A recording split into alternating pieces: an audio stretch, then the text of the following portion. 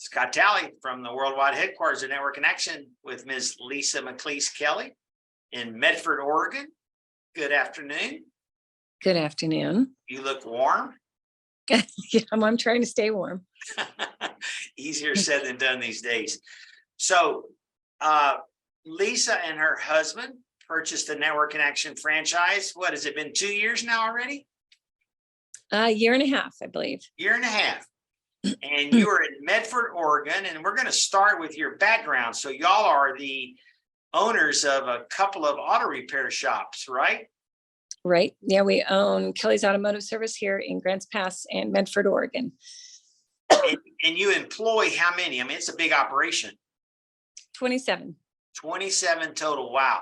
So when you first came across Network in Action, you weren't really looking for another thing to do, were you? No, in fact, I always tell people that I was not looking for another job because so we own the 2 shops, and then I do coaching, and then I also do real estate. So I have a lot going on. But yeah, I saw Network in Action and decided this was just too important for small businesses for me to pass up. Wow, that's awesome. And so you had a little bit of history with networking. Talk about that a little bit. Yeah, so I was the area director for BNI, Business Network International, here in Southern Oregon. I started 4 of the 5 chapters that they had, won international awards for it, loved it. However, when I left that position, I couldn't become a member because I couldn't make the attendance policy.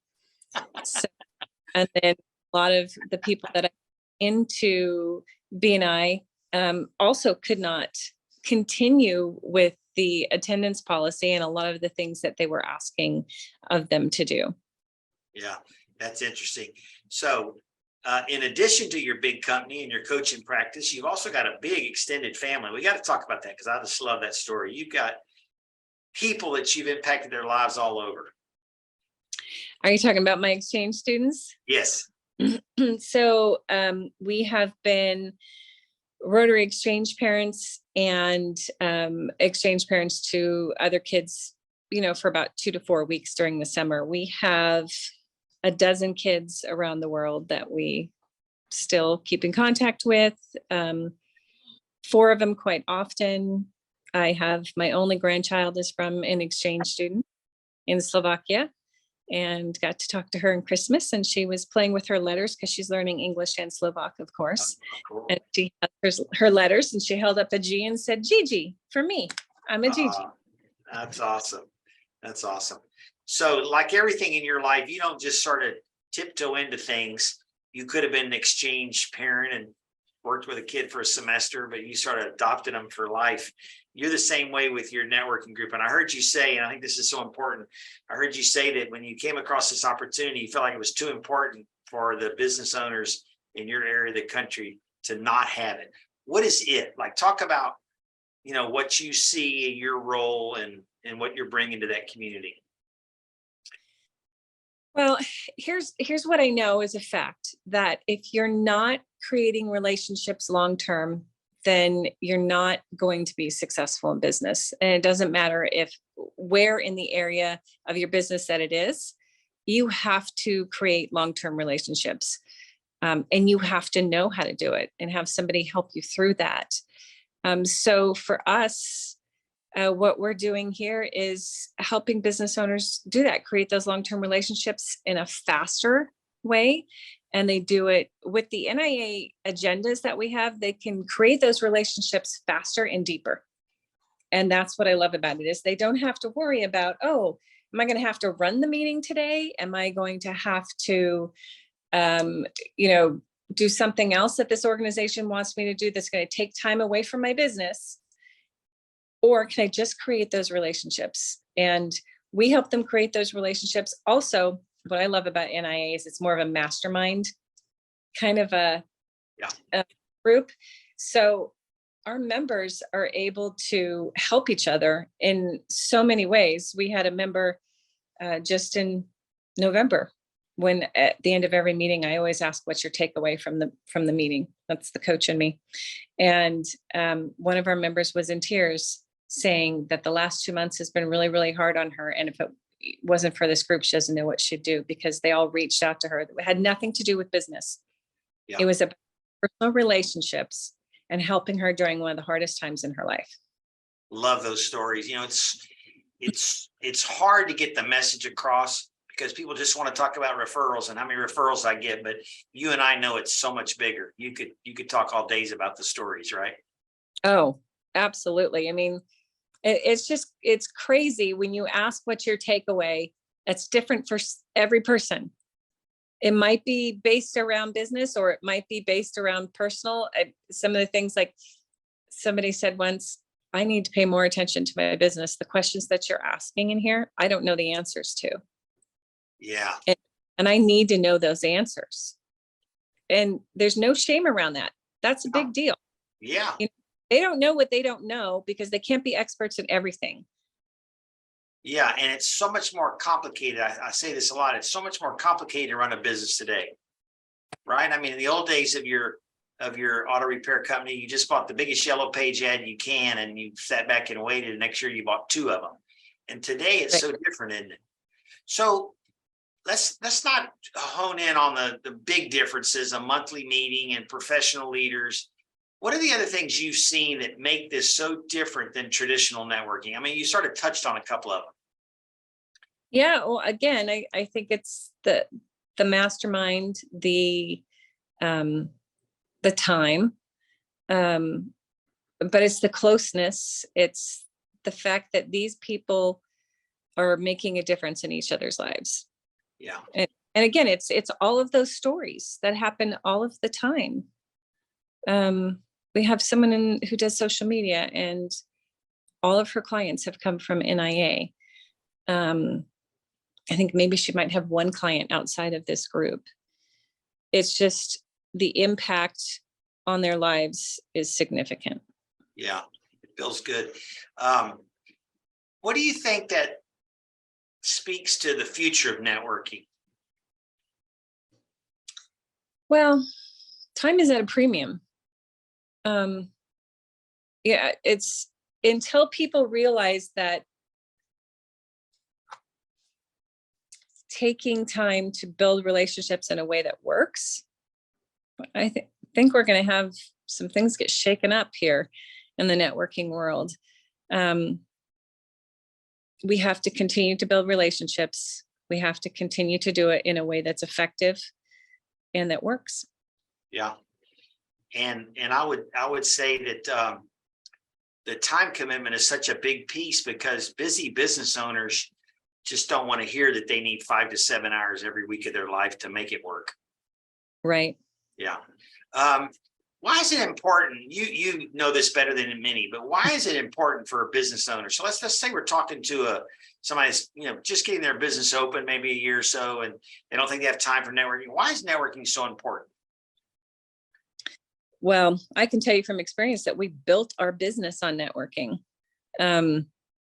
Between the chamber and any other networking group that we could get in, we had no money when we started. I didn't get paid myself for 10 years. I worked for free.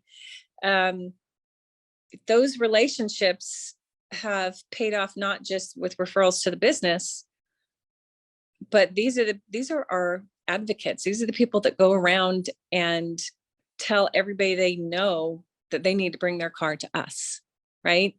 These are the people that, when my husband was in the hospital, were all sharing on social media and praying for us. It's about relationships. These are not just our clients. These are our friends. And that's what happens when you're building relationships. Yeah. You're too young, but for me, the older I get, the more I realize the old adages and things you heard from your parents and grandparents are accurate. Like, you can go alone, or you can go with a tribe of people, and you're going to get there a lot faster. Yeah. So one more thing, if you think about relationships in the business worlds, I developed relationships with people in the radio industry. Once we could afford advertising, I started advertising with radio groups. Now I have a relationship with everybody in those offices. Like, I walk in and it's like, what's that? Cheers. everybody knows your name, right? Everybody knows when I can walk to each, there's 5 radio stations in one radio group, and I can walk into each one and know who's there. That's helped us tremendously. The same thing with the television stations nearby. I know a lot of the, they're not the anchors, but they're the field reporters that go out and do things. So when I write a press release, guess whose press release gets picked up? Because I've spent years building those relationships, not to get something out of it, but because I genuinely care about people. And when you genuinely care about people, that comes back to help you in the long run. Yeah, it's so true. So we've talked on some of these other recordings about the 6 differences between what we do and what traditional networking is. But if you had to pick one, so let me back up. We know the adage, know, like, and trust, and we know that takes a lot of time. But I always say that seems to be circumvented with our methodology, with network and action methodology. Why do you think that is? Is it the technology? Is it the agendas? Is it the fact that you're the membership committee, or what combination of those things seems to make people build trust so much faster? I think it's 2 things. 1, it's the agenda, and 2, it's the franchise owners who really and truly care about their members. Because you can have an amazing agenda, you can have an amazing company, but if you don't have the right people at the head of that, nothing matters. Yeah. If you don't have franchise owners who actually care about making a difference with people, that agenda is useless. Yeah, I really agree. I think it goes along the same lines of what you're saying. You're also not going to put a bad apple in that group, at least certainly not intentionally. And if you were to misjudge someone, you know how to get rid of them. So the quality of the people is so easily recognized. So when somebody joins that group, it's like they trust you because they joined and gave you their fees. And everyone else sort of like, oh, well, if Lisa trusts them, I trust them. And I think that circumvents the time that it takes to build that. Yeah, we've turned away quite a few people actually from our groups. We've had people visit that you can tell almost immediately that they're just not a good fit for that group. Yeah. That they're usually takers and they're not the kind of givers that we're looking for. And our members appreciate that. Yeah. What would you say to anyone thinking about joining a network connection group? I would say if you are willing to give, if you are willing to be vulnerable and be part of something like NIA, it could change your business, it could change your life. Yeah. I would add to that, don't judge your future success by who's in the room. I think that's a big mistake I see business owners make. It's like, I tell the story that my next door neighbor is in charge of all of the construction and repairs and everything for one of the largest. It's the place where George Bush lived when he wanted to run for president, and he wanted to be from Texas. And so he has the needs, or he comes next door, he comes over all the time and asking, hey, do you know this person, or where do I find this? And if you walked into a room and you see me, you think, well, how can I help you? But it's my next door neighbor that I have a good relationship with. So it's not always the people in the room, right? Right. Well, it's who you know and how you develop those relationships. That's right. What would you say to someone that was thinking about purchasing a franchise and getting into this line of work, and they're busy like you? They got family, extended family, they've got full-time career, job, company they own. Well, I just referred somebody who's busy like me to NIA. So I'm hoping that he's going to follow through on it. And I can tell you why I referred him, because he loves small businesses and he wants them to be successful. So that's what I would say is, if you are somebody who cares about people and cares about small businesses and truly wants to see people succeed, then you get the reward of not just the financial reward, but what I call my internal cash register. So when that happens, it's when a member, like, you can see a light bulb go off, or those stories at the end of the meetings, what are their takeaways? Those are my internal cash register moments.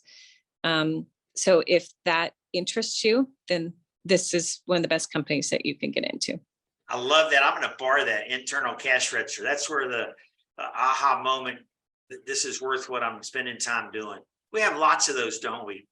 We have Yeah. lots of those stories. You guys have had your community service project. Talk about that a little bit.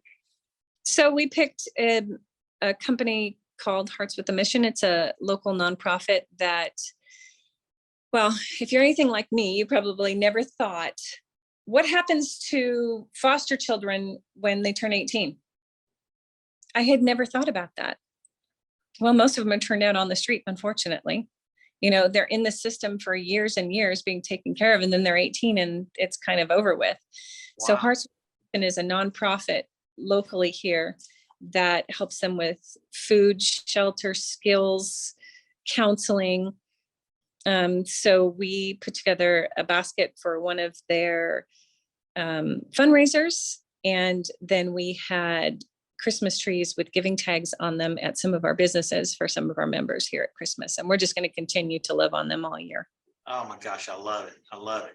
And it connects the members. And yeah, I mean, I'll tell you, everything about it is so positive. That's such a cool thing. I did not know that. I don't want to get off without talking about one other thing. You were able to recruit a really dear friend and a great associate to help you. So talk about Julie a little bit and what role she plays, what role you play, and how that made your franchise.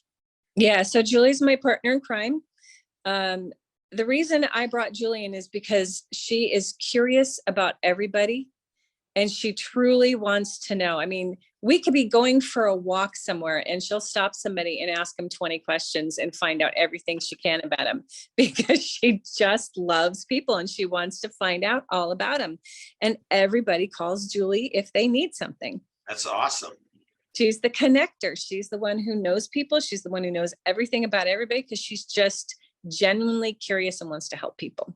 I love that. What a perfect partner. I mean, not that Yeah. your heart's in that place too, but you sometimes might have other things going on. That's fantastic. I know she's been a big asset. What would you say, just before we finish here, if you look back on this let's face it, you weren't in the easiest year and a half in the history of America. We had the COVID and we had the rise in prices and inflation going through the roof, and yet y'all have been wildly successful. What would you say? Is there anything you do different if you had to do it over again from the start?